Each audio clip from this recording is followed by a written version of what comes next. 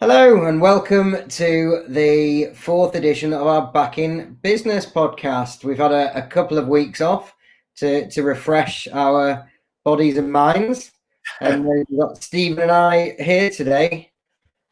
How are you doing? I think being away with 3 kids refreshes your body and mind. No, perhaps not. But it's you've got to do what you can do, haven't you? So we've got a guest on today. Who's going to come and have a chat with us. And we've got Matt Turner, who is a commercial finance broker at Huxley Commercial Finance. So without further ado, let's get him in. Yeah.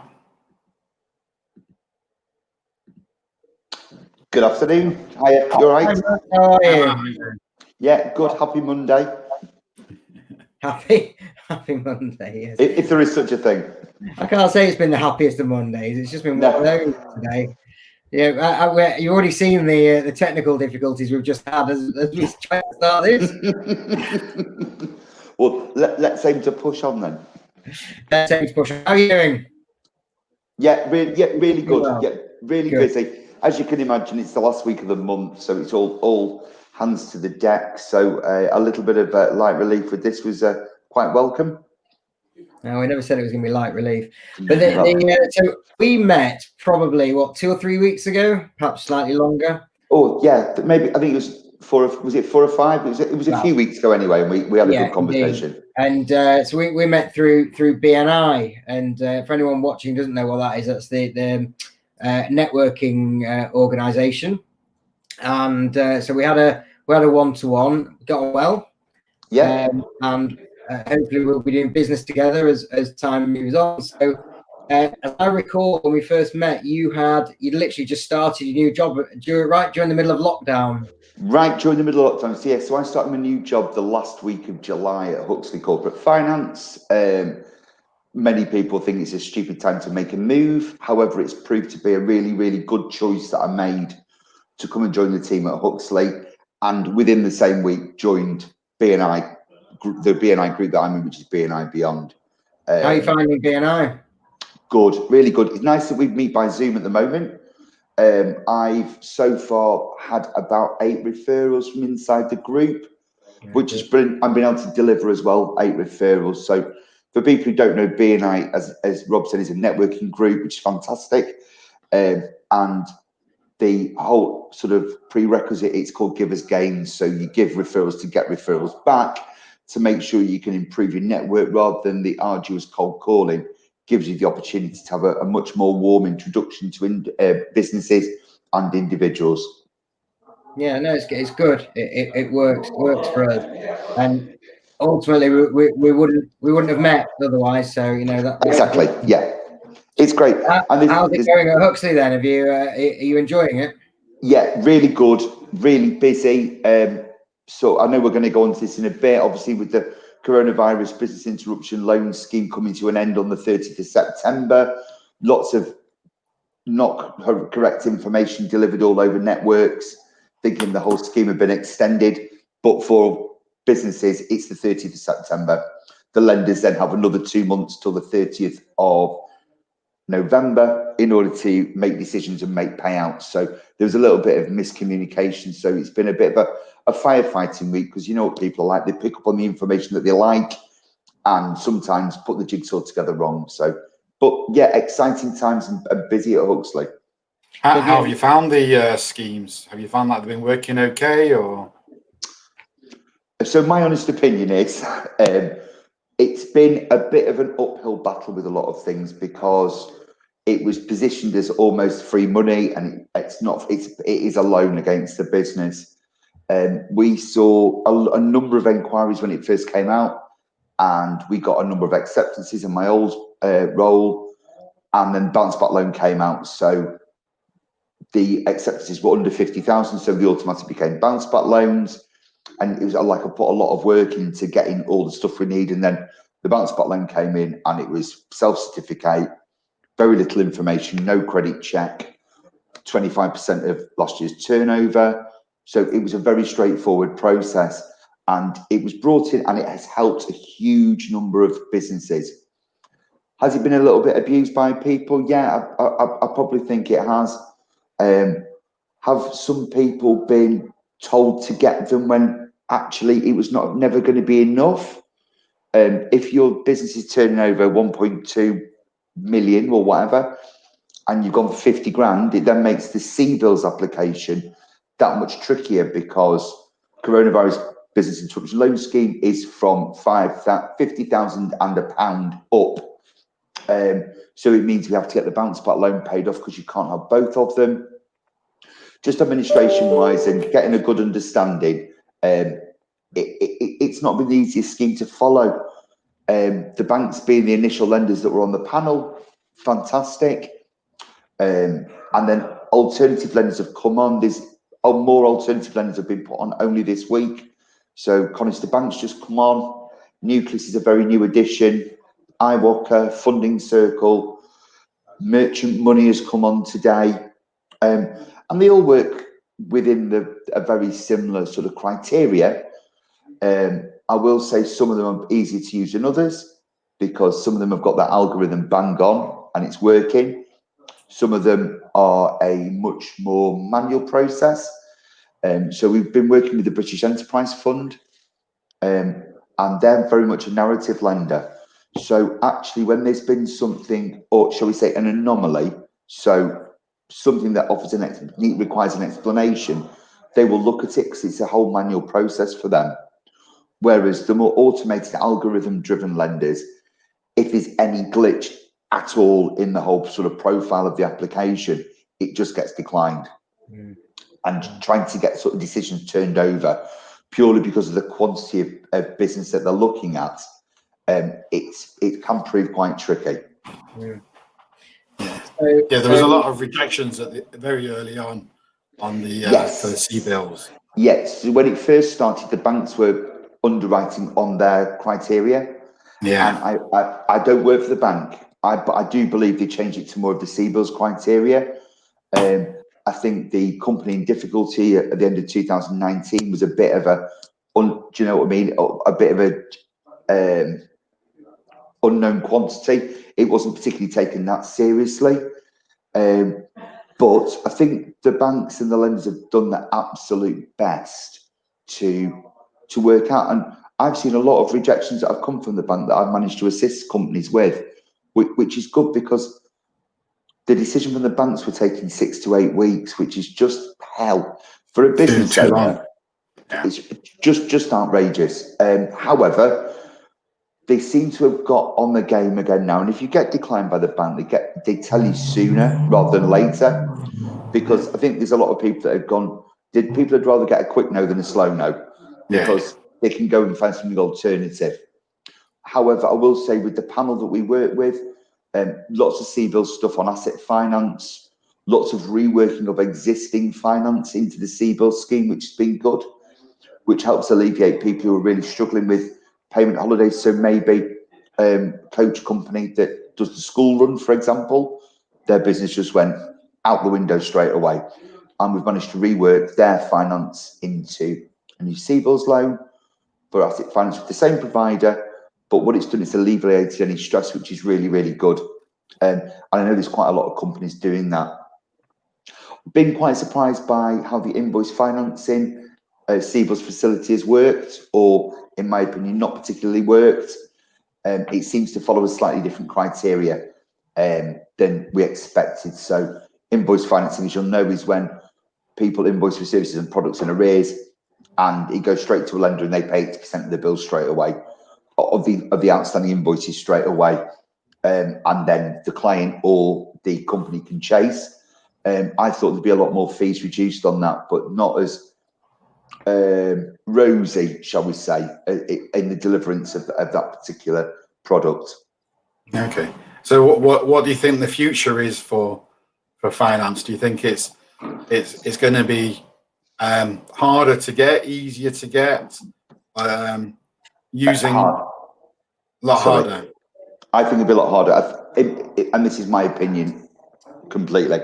So I think the unsecured market will become very, very volatile, or almost non-existent by early next year. When bounce back loans and CBILS loans are not starting to be repaid for what particular reason, or people have had bounce back loans at 2.5% interest, and then we go to an alternative lender and they come back with an acceptance of maybe 12 or 15%, I think people will not look at it how it should be viewed. The lender's rate for risk, and if you're I will say a tier 3 company and you have had a bounce back loan, but now you're looking for alternative loan for business development, so to push the business forward, they will look at the bounce back loans, they will look at CBILS applications and other existing debt that you have within the business. And I just feel that maybe to middle to the latter part of next year, the unsecured market might struggle. Whereas I believe the asset refinance, so taking the unencumbered assets off your balance sheet and getting some finance through those, secured lending, bridging is going to be a much more viable option. And I suppose from the 1st of December of this year, there's a change in the legislation for, especially on an insolvency, for preferential creditors, where HMRC for PAYE and VAT are going to have a preferential status. Yes, over and above the floating charge element of security. So I suppose then the banks would be looking at making a decision as whether they'll only take into account the value of the physical secured assets, as opposed to anything that could be classed as your floating charge. Yeah, I mean, I will say a lot of our lenders now are looking for confirmation from business accountants as to their PAYE and VAT status at the moment, which is really good. We're also working with a company that's offering a loan, so between now and the end of March, for that Q2 deferred VAT payment, because we all know that VAT should be put away in a little bank account and kept, because it's basically the money of the crown. But we all know it doesn't work like that. People do spend the VAT to try and aid the cash flow. And this then gives them 6 months to, 7 months to pay it off over a prolonged period of time. People who don't want to do that, because we do quite a lot of VAT funding, we're saying split your deferred between your last 2 quarters. Don't leave it all to the last minute when you've got potentially a big VAT bill, particularly if you've got the Christmas quarter within that time. And then you've got an outstanding VAT to clear as well. Well, it could mean you're trying to find £120,000, which, let's be honest, is not going to be that easy, particularly with the furlough payments will be ended. We don't know what the VAT will be like in the hospitality industry at those stages. There's lots of different factors that we need to take into account. So what we're doing is trying to support clients and not give them advice, give it in black and white. This is what this will do for you, and this is what it'll cost. This is what it'll look like if you do it then. So it's a bit of a learning curve with a lot of our clients, but because we try and meet them all face to face or on a Zoom call, so we've seen the whites of their eyes, they do listen to what we're saying, and that's the joy of having a proper broker, because they understand your business. It's not just about throwing through a loan application. It's definitely about understanding the business, seeing how it works, and seeing what you can rework within their sort of financial predicament, so to speak. I suppose this is the problem with the bounce back loans and the deferrals and a lot of the schemes that the government have put in. And I've said this before, but a lot of it is kicking the can down the road to some extent as well, because at some point in time they're going to have all their staff back. They're going to run out of money from their bounce back loans. They'll have the VAT due, their personal income tax due, and all these kind of things are all going to come piling on in a very short space of time. And, businesses need to start thinking about that now and planning now how they're going to deal with that. Completely agree. With any business, 3 months loss of trade is huge. It's huge. Yeah, I was just having a conversation before with a guy that I've worked with for a very long time. And he phoned me on Saturday out of the blue and said, I need to talk to you. He said, okay, that's fine. I'll speak to you on Monday. I was actually on my way out at the time, which is a way of putting him off. But he said, we did end up selling PPE equipment and sanitizer, but we lost 6 weeks of trade. And trying to pick up that 6 weeks of trade is really difficult. And that was only 6 weeks. Some people have got 3 months to pick up. And they've used their coffers whether that be VAT or whatever they've got in their pot, to try and stay afloat. And it's important to look at businesses and break down that jigsaw, make it into a manageable game, for want of a better phrase for the jigsaw analogy, and put it back together again, and maybe make slightly different picture, but make sure we've got something that works for you, because it's about understanding the businesses. And that's really one of the areas where we can work together, and where we can get involved as well, because there are businesses who are struggling. There are directors who are lying awake at night worrying about it, and ultimately, as insolvency practitioners, I always say this, but we're not just the undertaker, we're the paramedics as well. And if we can help these people early on, and lay out the options for them and tell them what they can and can't do, and get you guys involved potentially for extra funding or whatever it may be, then that could avoid the Armageddon scenario where they suddenly have to make huge redundancies and close down their business. And I think that there's a stigma attached to insolvency practitioners where as soon as you mention it, people kind of go, whoa, no thanks. But actually, we can help, It's because of the perception, though, isn't it, that people have, because people don't necessarily understand what finance brokers do, what insolvency practitioners do as well. They see it as finance is a bad thing, having to borrow money to run your business. And going down the insolvency route is also a bit embarrassing. But actually, it's not. Working with professionals like ourselves, we could sit down with an MD of a company that's had the company for 20 years, work really hard, but just done the ostrich and put his head in the sand and ignored what's happening. Between us as businesses, we can work with these MDs, finance directors, and really, really actually turn a negative into a massive positive, and potentially maybe get the business back on track and help it grow again, which is really what we want to do. We don't want to see any businesses fail. That's just not. It's not in a human makeup.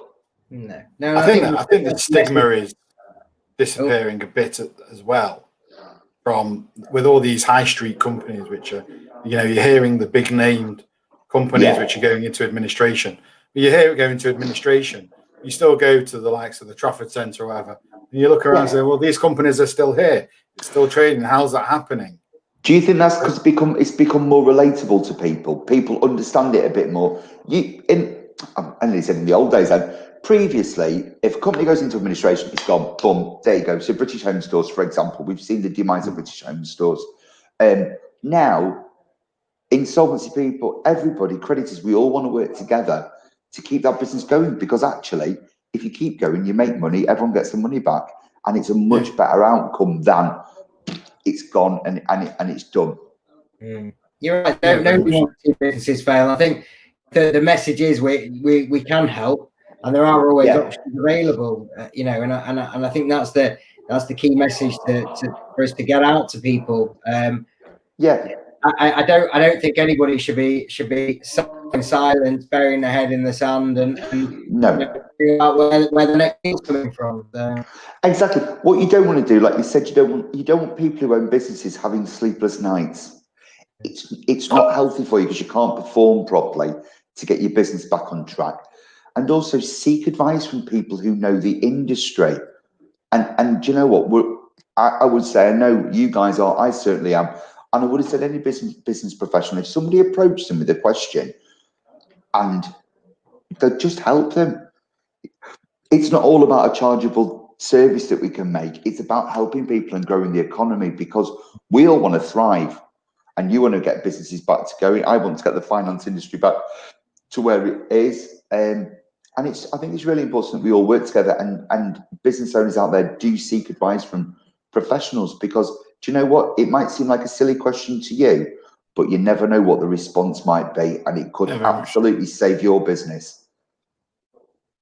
You go to the right. You don't go to an eye doctor to look at your feet. You look. If you do, you're upside down. You go to the right people for the right profession to deal with the issues you got. If you got an issue with that, you go and see an insolvency practitioner. You need some finance, you go and see a finance broker or finance company. It's seeing the right people for the right jobs, so you're getting that right advice. Yeah, exactly. And people shouldn't be afraid to ask. There's no shame in not knowing something. Absolutely not. I mean, we do. I hear all sorts of questions and something. If you just ask me that, is that for real? But for them, it's a really, really important question. And if you can help someone out, it makes life much better. Obviously, Rob's got bored. I think it's his technical issues. Technical problems. So I'll throw the question back about next year to you. How do you think next year will be going, sort of within the business community? I think it's a tough one. People have got to come and stick it out and keep on going, because otherwise, what else are they going to do? You've got to try. You've got to get the business going. It's very, very much dependent upon second wave, whether there is or there isn't one. Yeah. How that's going to affect local. I think it's going to be more localized, so there'll be more local lockdown. So that'll affect more your hospitality industry. Yeah. Further. Yeah. I mean, what I think will be interesting with hospitality as well is if they extend the Eat Out to Help Out scheme.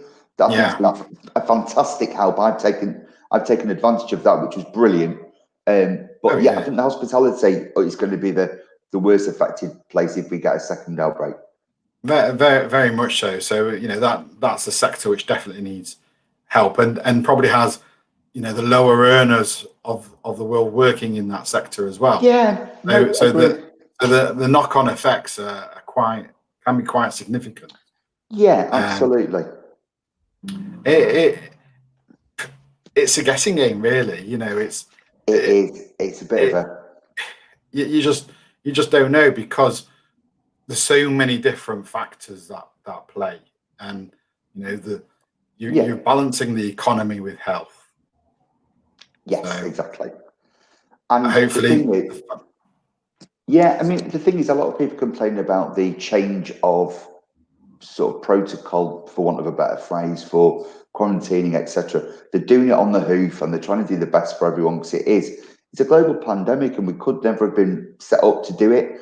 Have they made some rash decisions for like the finance provided to companies? Yeah, I believe they have.